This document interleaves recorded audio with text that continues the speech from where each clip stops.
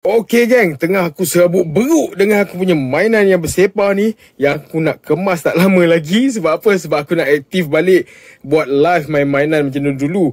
Aku terjumpa ni geng. Aku terjumpa apa ni?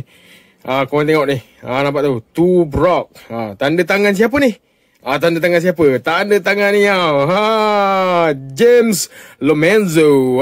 Bassist Megadeth. Dia pernah join Megadeth. Dia pernah keluar, tapi sekarang dia join balik.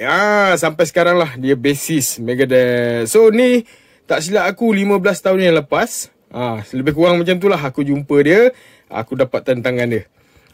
Ni kat dalam tak ada apa-apa lah, kosong. Nampak? Woi. Nampak? Punya aku nak tunjuk dengan korang sampai abuk dia ni.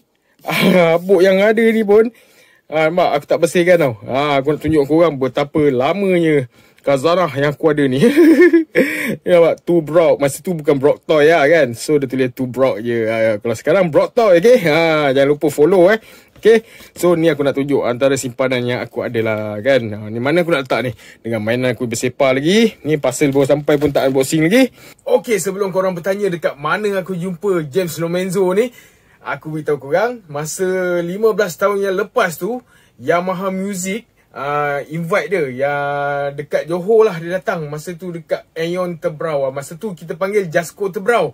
Dia datang kat situ. Dia adalah buat show dia, berapa lagu yang aku ingat lah. Lepas tu sesi-sesi meet and greet kan. So aku dapat lah ambil dia punya signature kat sini kan, tangan dia. Dan ni kad ni kan. Lama kad ni bertahan. Aku macam tak simpan. Simpan macam tak simpan lah orang cakap kan. Main sebarang letak je kan. Alright, tapi tak apalah. Ni kalau untuk yang peminat yang betul-betul suka dekat dia, fanatik, mesti dia simpan kawan-kawan. Aku kalau setakat artis ni aku biasa je lah kan. Tapi kalau Freddie Mercury punya signature, memang aku simpan lah kan. Itu memang aku punya idola dalam music. Okay, alright. So kalau korang berminat dengan baju-baju yang aku pakai ni, baju wrestling macam ni, baju Brock Lesnar, korang tengok pakai Brock Lesnar. Korang tengok dekat showcase aku, support sikit. Okay, jangan lupa like, follow and share. Saya Brock Toy. Bye bye.